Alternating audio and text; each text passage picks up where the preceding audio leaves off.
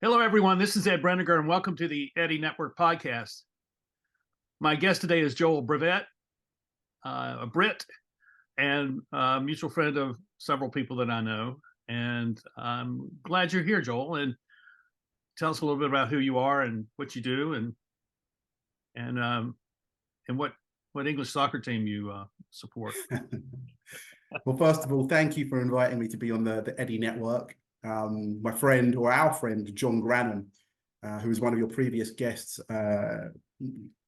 connected us, and I'd listened and I'd watched the interview of you guys together, and I thought it's a hard act to follow, John, but I'm here now and super grateful. So yeah, you're right. I am a Brit. I'm here in London, and for my sins, I'm a managing director of a global recruitment company. We recruit engineers particularly, and most of our work is in Australia, but also in the UK, a few clients in North America as well. But, as I said, that's for my sins. For my love, for my purpose, my ikigai, I am a consultant and a writer. And I've actually just putting the final touches to my first book, which is a self-help book called Finding the Wolf Within. Ooh, I like that. I like that a lot. Well, I want to talk about that, but how do you mix this work of a recruiter and a consultant? Is there a connection there that There is actually, and it's quite funny because how I got into the recruitment was not the traditional way. I've not been a recruiter for a long time. I've only been working in recruitment now for maybe a year and a half, just coming up to 2 years. But what I am, and what I've always been, is a problem solver. And what I was able to bring to a friend who had an existing recruitment company and concern was, I think there are ways that we could streamline this business to make it more effective for not only our clients and candidates, but also something that doesn't take such a toll on you as someone who's like, a new father and trying to create a business while also look after his family. But he's also a Brit, but he's based in Australia. And so there is all these kind of different concerns and variables. And I said, look, I think in modern business, there is an opportunity to bring some of these things together. And if you can find within that, something which is a little bit more purposeful, a drive that isn't just about making money to keep a roof over the head, but a reason for doing this, I think that you'll find that the company will not only become more profitable, but it will also become something that you're quite happy to wake up and do. And so my role was, I kind of joined the last iteration of his company, and then I helped rebrand the company, kind of give it a new name, new ethos, new purpose, and then bringing that forward is already within the first 7 or 8 months of this new iteration has been more successful. So to an extent, I consult quite organically with different friends, different people that I meet and know, that I will start just by asking them a friendly question, about how's it going for you?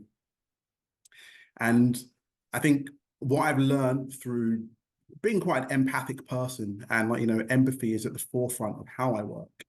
I think by allowing people space ultimately to answer those questions as deeply or as meaningfully as they choose, rather than kind of prodding them. I'm not there as an auditor. It often allows for people to kind of open up in a way that I can then either offer solutions, relief, or just even suggestions. And then from there, we then often turn it into something formalized. Other times, just kind of remain in a friendly capacity, just helping buddies out, because who doesn't want to see everybody around them win? But bit by bit, that has become something I've been able to turn more and more into a business directive. And it's been working out for me, something that John and I will both be working on together this year. Well, we're very similar. When I began my consultancy back in the mid '90s, I did it principally because I was a problem solver, and my oldest son, who was 10 at the time, was asked, "What does your father do?" And he said, "Well, Dad talks people into having problems and offers to fix them," which turned out to actually be true. So here's the question for you. you're interacting with a business and you interact with the leadership and with the people of the business, and you're seeing things, Hmm. and you may be seeing things that they're not seeing. Yes. So how do you approach them in saying, well, this is what I see? What's because what you don't want to do is just say it out loud, say it really quickly, and therefore build resistance. So how do you deal with the resistance of actually identifying a problem and then having the desire to solve it? But how do you do that? Well, that's Uh, it's interesting. As you ask the question and I think about it, it makes me feel very lucky and blessed again that in most instances, or maybe this is just how things end up gravitating towards a center or a centrifugal kind of force. yeah, And that ultimately you only can answer the things that you have answers for, and other things end up missing you, but you don't even realize you've missed them. yeah, But I say that to say that I'm really good at using allegories, analogies, or pointing out similarities in a story which is adjacent, but never kind of addressing the problem or the what somebody's brought up to me face on, because I feel that that is often where the resistance comes. mm-hmm. That when people feel as if any critique on their work or what they're doing is personal, and obviously I never mean it to be personal, but people, none of us, I mean myself included, I can't help but view things that way. For example, even when I sent some chapters for my new book, which will be coming out at some point this year, to the publishers, something as small as an errant that was in a sentence, but it took the editor to point it out to me and pull it out. For a second, I felt affronted, like as if how dare you think I don't know how to do this myself? And so I totally get it. Yeah. But then the moment that you're able to, again, using an example, most of the men that I know they are fans of different team sports, whether or not that be soccer, American football, F1, whether or not you consider that to be a team sport. There are individuals, but then there are constructed teams and stuff. But what I find is that people who have issues within their organizations often have, I mean, more often than not, it's a team issue. And so what I like to do is highlight that issue, but not using the example of their colleagues or where they work, but I would say, what do you think about what's happening at Manchester United at the moment? Do you think this is a problem with the management? Do you think it's a problem with the owners? Do you think it's a problem with the players? And kind of open up that conversation organically over beers, over food, while we're watching the game. And what it does, it starts to give you an insight into how somebody thinks, where they see problems and where they maybe have blind spots.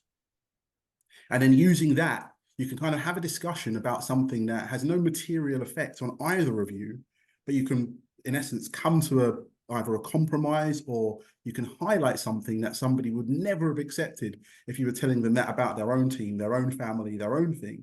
But to hear it about Manchester United, they're happy to go along with you on it. And so for me, I find that the best way to instigate, open up any of these types of conversations with people is to use a story of something else that kind of has a resonance for them, but something that doesn't have a personal resonance. And then that is a great way to have somebody feel, again, there's camaraderie that's involved in that. There is, a deepening of friendship involved in that. And so it's a kind of win-win, because not only do you get to have your great sports day out, beers, hot dogs, whatever it is you're doing, you also kind of get to drive at the heart of an issue, which now that Sunday's over and it's Monday, you can kind of come back to them and go, well, it's really interesting, that conversation we were having. Can you see the parallels of X and Y? And then when you see that penny drop, in that moment is when they look at you and be like, you're the person I want. Yeah. Yeah. That's exactly right. And being able to see that, tell the story, and then allow them the time to kind of reflect enough so that they then begin to say, "Oh, this has relevance to me." It's a real gift, I think. Exactly. And what it also does as well is it reminds people that you're not alone. if a club as big as Manchester United can have this problem, it's not your fault as an individual that you're not making your team gel at your organization or with like whoever it is that you have. We all have these personnel issues. We all are trying our best to figure out who we are ourselves, let alone who others are. And so, I mean, this is the greatest work that any of us will do, really, self-actualization, and then using that to the benefit of others. Yeah, the other side of this I found was this situations where, yeah, they see the problem and they said, but we're not going to address it. And over 20 years of doing this work, I saw a lot of that. And what was it? I guess I'm trying to ask the question: what is it that keeps a person from not desiring to solve a very obvious problem they have, and where they're willing to live with what they have? And I just think it's a fascinating human. I don't know. Is it a problem? Is it a foible? Is it a I don't know what it is, but I saw that a lot as I was doing consulting. See, the analogy that I would even use there for myself at the moment. So, beginning with New Year, I've just started my fitness regime for this year. And although I've watched a whole load of new fitness videos, I've learned that as I get older, I need to be working on mobility far more than strength, like, endurance far more than explosiveness. I still can't help but fall into the patterns of training habits that I had when I was in my 20s or 30s, because this is what I know. Yeah. Now, even though I know that, like, I'm on day 2 at the moment, and like like a friend reminded me, day 2 is a harder day than day 1 because I'm now sore from day 1. Like, but I've got to get into day 2. But as he pointed out to me, he said, like, Joel, trying to bang out 100 press ups and 100 crunches and 100 squats with no warm up was something that you could probably do when you were 31, 21. But in your mid 40s, like, you risk like tearing your abductors. You risk, like, incapacitating yourself. But what happens is your brain just kind of creates these grooves, similar to how in the old days when we're making like a record, like, and cutting wax, and how the needle reads it. It's because the groove is deep enough that it can sit in to keep on spinning round and spinning round, and it skips when there isn't enough depth. But I think that what happens with us, I say us, older gents, I think you and I maybe are slightly different generations, but I think that we both still passed enough of a threshold to recognize that there are some new tricks that us older dogs aren't keen to learn. And I think that what happens. That's true. In my we were talking about sports and working out stuff. In my youth, it was you go out and run 5 miles and come back and you set up some push-ups and lift some weights. But now there's a whole host of things. When I lived in Wyoming, in Jackson Hole, I was a part of it. I worked out at a gym which was really diverse in what they offered, and every day that I would go in there was a different set of exercises. We never did the same thing 2 days in a row, and that kept it interesting, and it also worked all those different muscles and all those different joints, and so that diversity was really, I think, helpful too. I think that's key, keeping these things mixed up. But what that also does when you're mixing things up all the time is it doesn't allow you to get into one of those ruts or like one of those lulls. I think what's happened is that there was an era of, like, easy, cheap money. It was a great time for starting businesses. And, that famous quote from Warren Buffett about, when the tide goes out, we'll see who's swimming naked. I think the water stayed in the bay for a very long time, and people started to really believe that the waterworks and the tricks that they were doing were, like, of their own making, as opposed to the fact that the water was just really still in the bay.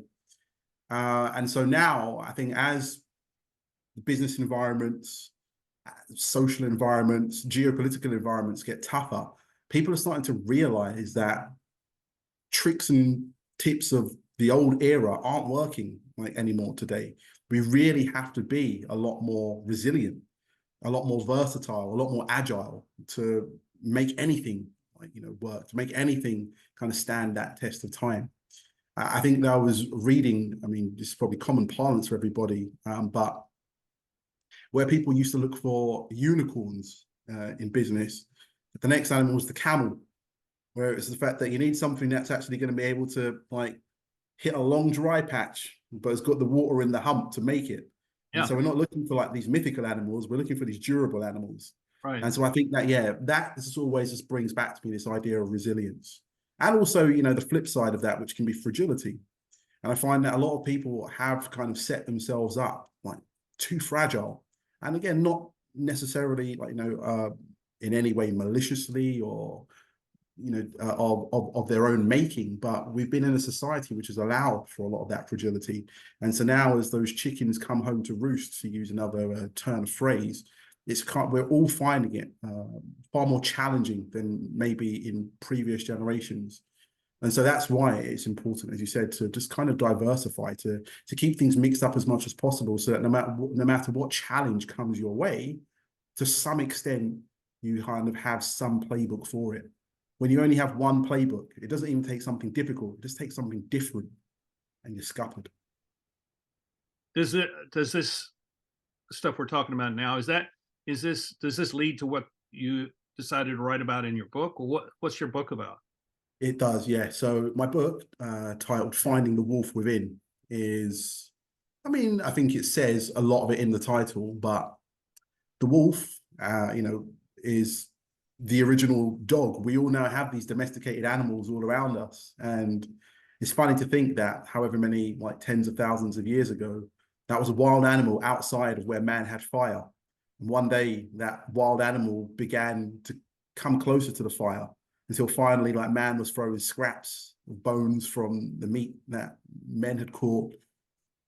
And the wolf, bit by bit, made the compromise and said, you feed me, I'll be your companion. 10,000 years later, we have pugs wearing little vests and hats, like on TikTok. And I'm sure that, old Papa Wolf back up the ancestral line is like, what have I done? But the price we pay.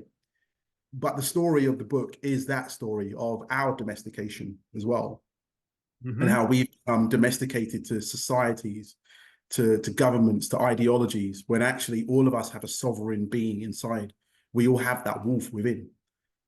So the book largely it's actually, when I started writing it, I thought that it was going to be a mixture of like a rewilding ecology story, mixed with a bit of self-help.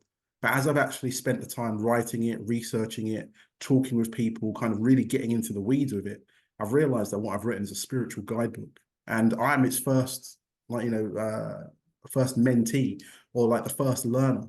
But with every single page or idea or even quote from it that I share with others, it continues to promote and provoke conversation.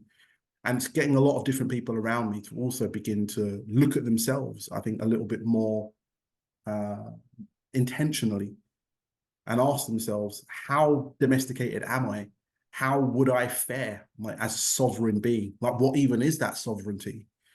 And I think that as we start on that journey, of which I think, I say start, I mean, I think to some extent we are all on our different spiritual paths and journeys. Different things pose as epiphanies or transformations across our lives. But it's about whether or not we can recognize those things, piece them together, make a story of it, and then use that as a guide.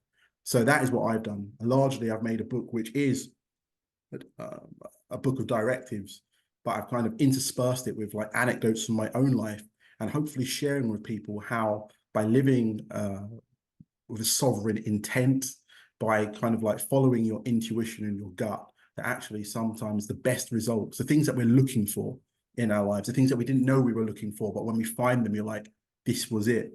This is the path to it. That's fascinating. Just 2 hours ago, I was having a conversation with my son, and we were talking about how in a lot of places people are kind of longing to return to a more barbarian time, where it's much harder. They're much more aggressive. They're out in the woods. They're going to fend for themselves. All those sort of things of that lack domestication. And I think this is really a really interesting thing. And so you said that I guess you began thinking that you'll write a book on that incorporated kind of this rewilding idea, Mhm. but it went to a deeper place. So Yeah. how does the rewilding fit into this spirituality that you're talking about? Well, in a way, those two words came together, and I recognized that what I've actually been working on was spiritual rewilding, Yeah, because there is the physical material sense of rewilding. We have plots of land. I think everybody would have seen like bits of land, whether or not it's close to urban environments or whether or not people have been lucky enough to kind of get out into the greater wild. And what you recognize is that over a long period of time, through, again, domestication, because I think that people sometimes forget that domestication isn't something that's only happened to animals, it's happened to us, it's also happened to plants. So many of the fruits and vegetables that we know today, the fruits and vegetables that didn't exist 1,000 years ago, because they have been domesticated to suit international trade and to suit the nature of the market. The banana is a great example of that. The Cavendish banana, which is now the only banana really that everybody knows everywhere, but it's actually one of over 3,000 varieties of banana. What it is, though, is that it's the best banana for putting into in essence a freeze animation to be able to travel across the world to ripen on shop and supermarket shelves. And so that's the reason why it's become the leading banana, as opposed to any reasons of like nutrition, taste, or anything else. And so when you kind of look at this, even that as an example, that actually domestication always serves capital rather than serving a natural purpose, it makes you then like look at like yourself, look at the land, look at these things and go, why have they gone the way they have? Is it serving me? Is it serving the environment? Or is it serving something external to all of us, something like capital? Now, the rewilding of natural spaces, like using ancient grains or crops that are actually able to bioremediate the ground, was the first thing that made me recognize that, wow, if I was to apply that allegory, as I said, I'm a man for allegories, but as I looked and thought, wow, are there spiritual nourishment that I could be giving to myself that would work in the same way that something like the fonio grain. This is a grain which is known as hungry rice, but it's a kind of a rice-like grain indigenous to West Africa. But what happens when you grow fonio, not only is it drought resistant, it can also bioremediate ground which has got heavy metals in it. So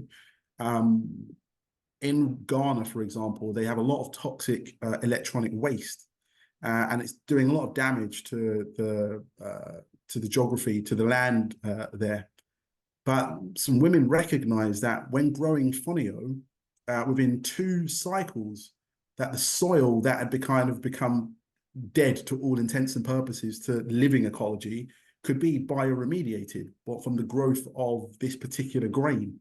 And then the grain as well, like in its growing process, didn't become toxic in and of itself. It actually worked in conjunction with those heavy metals, and it used it as nutrient. So it made me, as I said, it made me ponder. I wonder what there is in this world, what spiritual nourishment, what other things that we can give to ourselves that can turn, in essence, wasteland, whether that's kind of educational, commercial, or whatever economic wastelands that some of us have become, that we inhabit, and how can we use something to just turn that all around? And so I started to recognize that, similar to small batch farmers and gardeners, and they will tell you that what they grow in small batches is far more nutritious, is far more long lasting than things that are grown at scale. Because the thing about anything at scale is it's not actually meeting a need, it's meeting the aggregate. And when things are meeting the aggregate, sure, in the middle of that standard deviation belt, things have been met, but so much has been lost at either side. And when you're doing those small batches, you're tending to those sides. You're tending to a more holistic view rather than like what sells. And so I think that what I have been developing and what I've been working on is not looking at this through a lens of what will sell, what will be the best book for the market. But as I said, what has been the best thing for my own spiritual remediation, and how can I then share that with others in the hope that, especially for us as parents, especially for us, even if we're not parents, but we kind of have a duty, and a dereliction of duty has been happening as we have become more individualized and individualistic, and don't look out for the kids anymore, don't look out for the neighbors' kids like we once all used to. But it does take a village, and I think that that mentality as well of it takes all of us to like raise that next generation. There's also one of those inspirations that if we can kind of get back into that kind of more village mindset, like in our kind of pockets, in our communities, it will be everything to help us get from where we are now to where we're going to need to get to. So for the people that are listening and watching, what is the first thing that they need to kind of think about when they're going to reflect upon the kinds of things you're talking about? Where do they start? Well, in the book, how I've started the book is with a visualization process, because I understand and appreciate for a lot of people, when you kind of, as an author or as a creator, like paint a picture of finding a wolf within, to somebody who is a lot more left-brained, they're like, there is not literally a wolf in me. Like, we're different species. I'm like, sure, I take that, and I do recognize that. I did get past the basic biology and zoology at school. But what I have found, and I think there is enough scientific and clinical evidence to prove that visualization as a tool for us as humans is great for helping us understand more abstract ideas. If I kept on talking about the inner you, or kind of universal source, or using some of this kind of other terminology, it can be easy to get lost. But I find that by visualizing this wolf, or visualizing whichever wild animal of your choosing, really, but I think that the wolf serves the best purpose in this example. Once you can attach yourself to that, again, similar to the allegory I was sharing before, you don't have to personalize the issues that that wolf has. You can kind of look at the wolf through like a lens. And so then you're able to kind of help solve the problems of the wolf, because you can see the problems for the wolf, whereas you might not see them for yourself. And so I would always begin with visualization, and visualization where you can kind of sit as calmly as possible, trying to, I suppose, achieve a meditative state.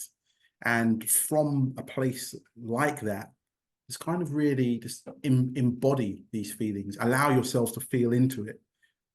What happened for me when I first started on these kind of journeys, especially having gone through such a rigorous educational process, was there was a part of me that'd be like nonsense. Get back to the books, get back to the numbers, get back to the... But there is a reason why so many business leaders in the world now are going back and seeking First Nation and Indigenous knowledge, and why this has kind of become, because we're recognizing that although we've had a good 500-600 year run of this current economic model, there have been models that have been working for 60,000 years. And sure, they haven't created iPhones or rockets that go to the moon or electric vehicles and buying Twitters and stuff like that. But what they do have, they have a line of success, and a success that, again, is not measured by these economic metrics. It isn't a GDP thing. It's actually more of a success of our culture and our values.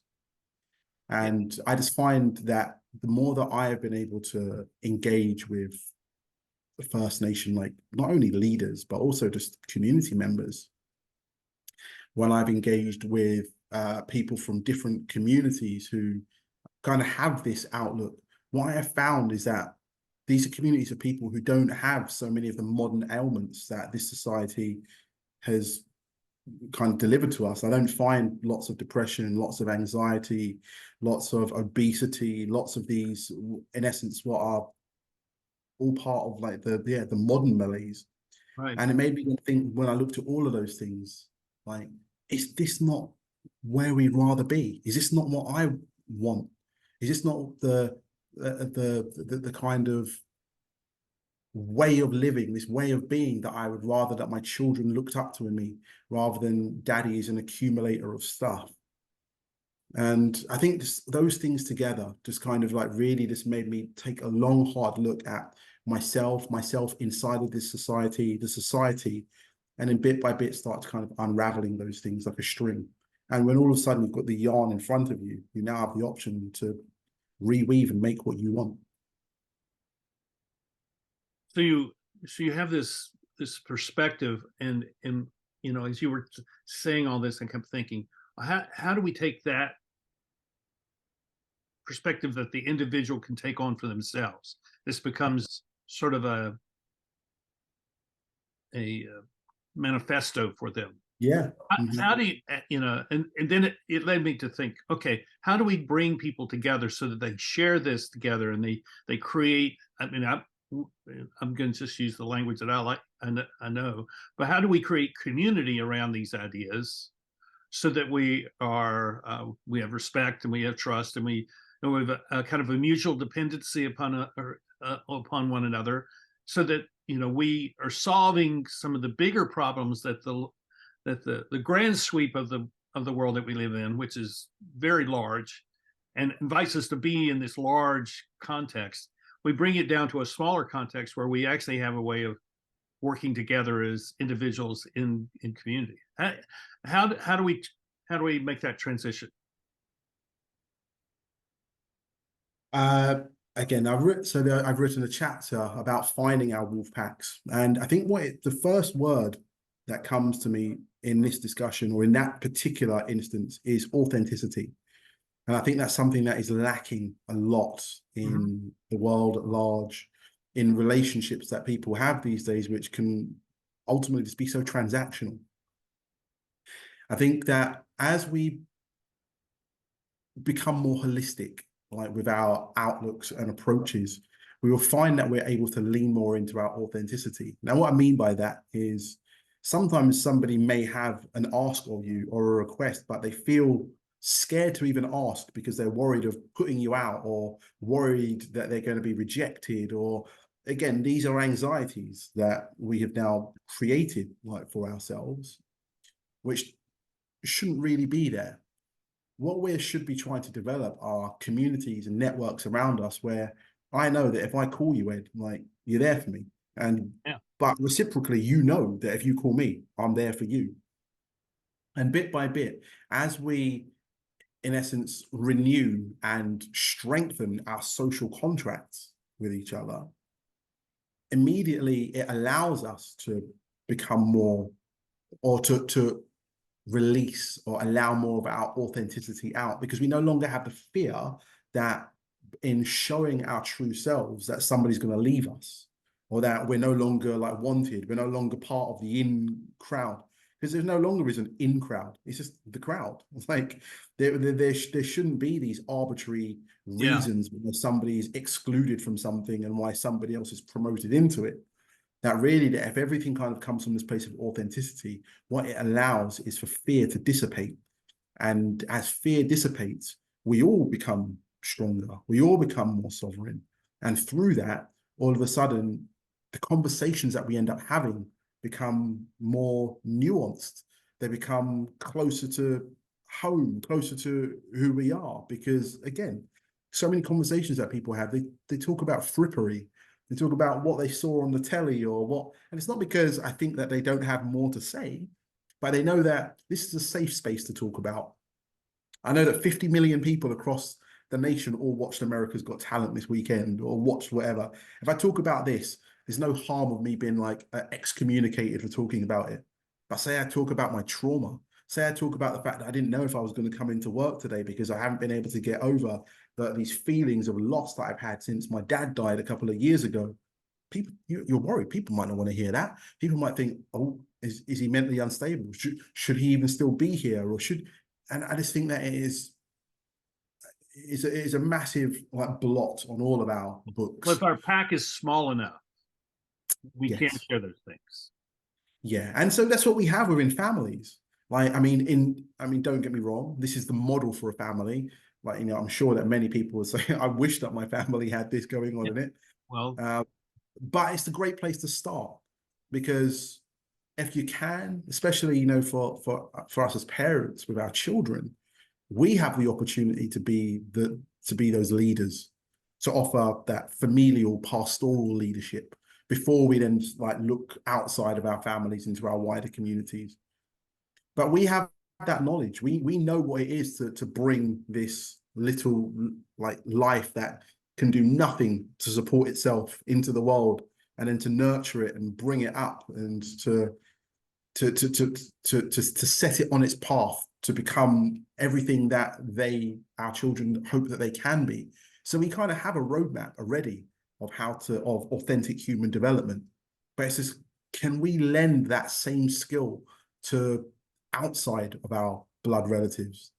But we're still within these smaller communities. But I think similar to holonic thinking, if we have lots and lots of these little communities that are all complete within their kind of their little pockets, similar to how, like, a tourbillon or like, a fine Swiss watch works. There are millions of little pieces, and every single little piece matters because they're all needed to make the total movement. And I think that is what the opportunity is ahead of us, that centralization like has been great over the last however many 100 years, industrial revolution and onwards, for making the world that we have, and so many great things have come from it. But at the same time, there are so many lessons to be learned. And I think that, yeah, one of those big lessons to learn is that not everything can be centralized. Like love, community, compassion, like a holistic outlook, these things are not central. These things are for us to continue to nurture ourselves and then bring them to share, almost like a potluck or a swap meet. But not for us, not for us to kind of like to sell and scale and amplify. Not everything isn't for gain in that sense. I think there is a greater spiritual gain, greater than an emotional, greater than an economic gain that we've been missing. And I think that if we can kind of tap into that, I think that is going to be the key to unlocking the next level of our humanity. This is very, very similar to what I came across a couple of years ago. Edward Shills, who was an anthropologist or a sociologist. Back in the early '60s, he wrote an essay called "Center and Periphery," and the simple idea is that the center is the center of society, and it's manned by the elites, the wealthy, the leaders, and they are the ones who are the protectors of the values of society, and the periphery are all the other people, and they look to these people for leadership, and they look to these people to preserve the safety and the security of society. And and that was, it's a very homogeneous kind of picture of what society is like. Yeah. But the reality is that we have moved away from that, and the center no longer holds, and the center no longer holds the values for the whole of society. They hold the values for themselves, and the rest, everyone else, is really on their own. And so what I was identifying, and I think this is what you're talking about, is that what I saw was, as the center disintegrated, new little centers at the periphery were starting. So little groups of people, little communities, little networks of people were forming, and they were supporting each other. And the things that you're talking about, I saw this as the next stage of societal development. All these small networks of relationships, I call that as my terminology. And I had this idea years ago, and I keep testing to see, well, was I just thinking out of my head, or is this something real that I'm seeing? And I'm seeing this more and more. I mean, you're an example of this. You've seen this in a wholly different way, but it's the same sort of thing. And I think it's fantastic. And I hope that the reach of your book and the reach of these ideas, I don't want to say you should scale it. You don't want to scale it. What you want to do is seed it out so that it creates its own little gardens of wolfdom wherever they. Exactly. Well, exactly. I mean, Eddie, I think you've nailed it there. It's funny. It's a game that friends and I like, or it's a quip. When I ask people, would you rather be rich or famous? And obviously, most people would always say, I'd rather be rich than famous. And I say, well, look at it this way: who's the richest man? Say Jeff Bezos, but who's the most famous man? Jesus Christ. I said, who would you rather be? Jesus, yeah. And I say that, look, I would be very happy for the book, the material. I mean, look, everything that I'm talking about, it's not bespoke. I haven't made this up. I am telling a story as old as time. I'm reawakening, but I am not, like, creating. Yeah. And so if it took my book to be open source, I would happily give it to everybody if people were actually taking up the message, because ultimately the reason for it was it's a panacea. It was because I recognized the ails and the ills all around me, and I had to speak to it,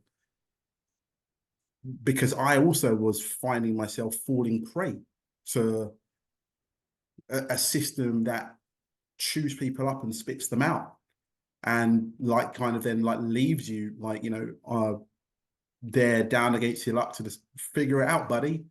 And we're better than that. Like, Well, when I'm excited for you. The question, one of the other questions I have is how do we take these ideas that you have and find a way to root them into uh, national governments, because that they need this. they do, They're in trouble. but They're in deep they trouble, do. and they need a different way of looking at the world. And this is a powerful, compelling way of doing that. I think it is, but my worry on that front is that it's a message that doesn't necessarily appeal to existing holders of power to the status I quo, know. because in essence what I am suggesting is that everybody is their own. Yeah, everybody is sovereign. Ultimately, what the current model we live in is about the eradication of sovereignty, and about us all becoming, or ultimately all being, consumers rather than being citizens. That people are more worried about when their package is going to be delivered rather than representational democracy. And So I think, let me give you a choice. Okay, you gave mhm. me a choice. Rich or famous? Would you rather be in charge of the be in control of the largest organization on the planet and have all that power, or would you rather be known as the person who has facilitated the development of leadership throughout the population of the nation during the course of your lifetime? That See now, people are now leaders because of your work in facilitating the development of their leadership. my ego immediately jumped to the first, because I already started thinking, what could we do? What would be on my mandate? What would be? But I know of myself. I know my ego enough to know that power corrupts, and absolute power corrupts absolutely. Absolutely. Yeah. And that is what I would do. I would probably end up being, for all, the goodness and the work that I've done in my life to this date, I think that it could unravel from that kind of level of power. And so for me, I think that second option, even if it was anonymous, nobody ever knew, but the world was made better, I would be very, very happy with that. I'm But Ed, if you're able to somehow, get me the keys to that global organization, let's have a conversation. I'll work on that, but don't hold your breath. I think they're well. That's another story for another day. I think they're gonna have very great difficulty sustaining what they've created, and people like us who are focused on the small and on local communities and local initiatives and caring for the people that we have a direct relationship with. I think this is going to be the future, because what has sustained us up to this point is no longer sustainable. So Yeah. that's just my sense of where we're going. No, I mean, there was a great quote from, if I can remember the author's name now off the top of my head. He's written a great book called From What Is to What If. I should know Oh, his name, but we'll find it. But either way, his quote was that if we wait for governments, we'll wait too long. If we wait for individuals, like, it won't be enough. But if we come together as communities, we might just be able to I like make it. that. I like that very much.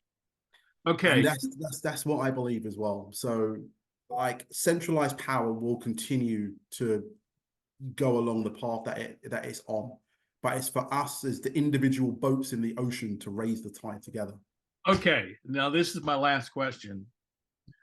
Let's take English football as a metaphor of what you're talking about. Sure. And because this is what I see as a Yank. And all I know about English football, I know through Ted Lasso. So granted, I know nothing. I know nothing. But what I see is are all these clubs which have this rabid fan base. Yeah. And it's not like the other places, not like the US where you have 30 baseball teams or 30 football teams. They're all in cities, and rarely well, in LA and New York they'll have two, but you don't have two or three football teams or baseball teams. You have, but where you live, English soccer, English football is like that. So there is a metaphor there, and I'm curious as to if you can take that metaphor and apply it in through the idea of being the wolf. I'm really putting you on the spot. That is like trying to make trying to make a Rothko from a Pollock. Let me see if I can do it. Okay. For Okay. Well, let me. Okay. Let's start with this question. uh Who would be the lead wolf? If all those soccer teams are one pack of wolves, who would be the lead wolf, and what is their responsibility to the whole as the lead wolf? Well, I mean, I'm an Arsenal fan. I mean, I'm a Londoner, and Arsenal are the #1 club in London. Anyone who wants to say anything different, don't at me. But currently, the world club champions, the European club champions, the English Premier League champions are Manchester City. And they're managed by a great manager, Pep Guardiola, who was the former manager of Bayern Munich in Germany, where he won championships, and in Barcelona, where he was both player and midfielder before becoming the manager who I think Lionel Messi. he was in the Ted Lasso series. Well, see, now he is a great leader because there are so many examples that we see, little clips of his style of leadership. And he is not a screamer and a shouter and an effer and a blinder at you. But what we've come to learn through seeing like lots of like little clips, understanding him better, is that he is a true human soul nurturer. There was a young player that he brought through who played in the final Champions League group match. I think just a couple of like weeks ago for Manchester City as they qualified, winning all of their games again. But there was a young gentleman, I can't remember his name. I mean, it's not my club. Don't care for all their players. But there was a young guy who now had his debut and actually scored on his European debut. But his first interaction with Pep Guardiola, his now manager, was when he was one of the 11 or 12-year-old ball boys who's throwing the balls back to the players. And there's this clip of like Pep talking to him when he was a child. And now he's his manager. And apparently there'd been a relationship going on the whole time in the background. Well, I love that. Nurturing and like making young people believe that you can do this. This can be your reality. And one of the great things that I learned as I studied the taxology of the wolf was that the leader of the pack often doesn't lead from the front. They lead from the back. That's right. They lead by making sure that no one's left behind, by pushing everybody forward. That the vice captain's at the front, but the captain, like the experience and everything, is at the back to make sure that no one old falters, no one young loses their way, but we all kind of move together. And so I think that's actually something that has then been deployed in in militaries around the world. Not that I often like to use a military example, but how convoy works is that you move at the speed of the slowest member of the fleet or of whatever vehicles we're talking about, whether that's on land, sea, or air, but you move at the speed of the slowest so that no one ever pulls away, that you all then stay in that kind of convoy. And so I think that there are so many examples of how we have learned from the natural world. And how I was going to pull it all in with the English football is that England is the home of football, soccer. And so they kind of have the oldest leagues, the oldest teams. And so what's kind of matriculated over the years is what I often like to say when I refer to nature at large, that nature took no shortcuts to get to where it is now. When we look at this abundance of plants and the flora and fauna at large, this is 5 billion years almost in the making. It wasn't someone quickly did something in a lab. It took time to be as it is.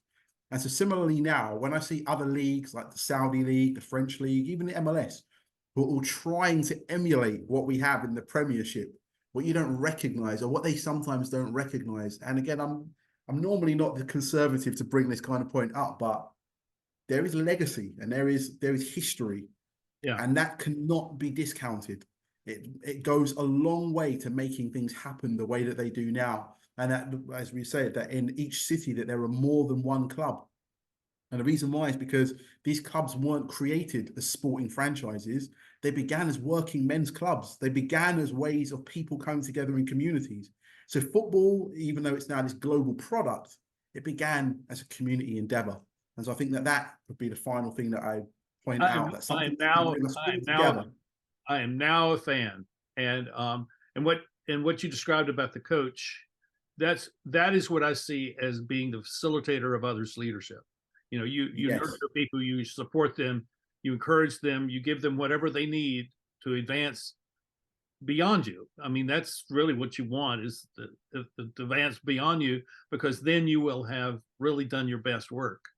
So and I think the best work we can do as parents as well is not teaching our children what we know, but teaching them how to know what we know, so that they can then open up the faculties themselves. And one of my favorite sayings is that, like, we stand on the shoulders of giants, our parents, and what we want to be as well is another giant, so that our children can step on our shoulders, not feel hampered by us in their way, but know that we are there to elevate them. And that, as I said, that children doesn't apply just to our blood children, but to the whole next generation. So this is really the last question. So when do you see the book coming out?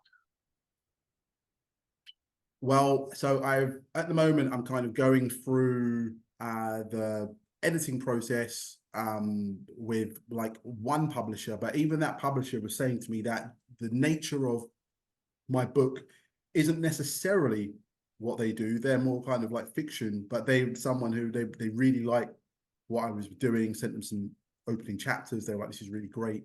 So at the moment, I'm kind of having those conversations. I would say one way or the other, like that, the book will be out in the summer 2024.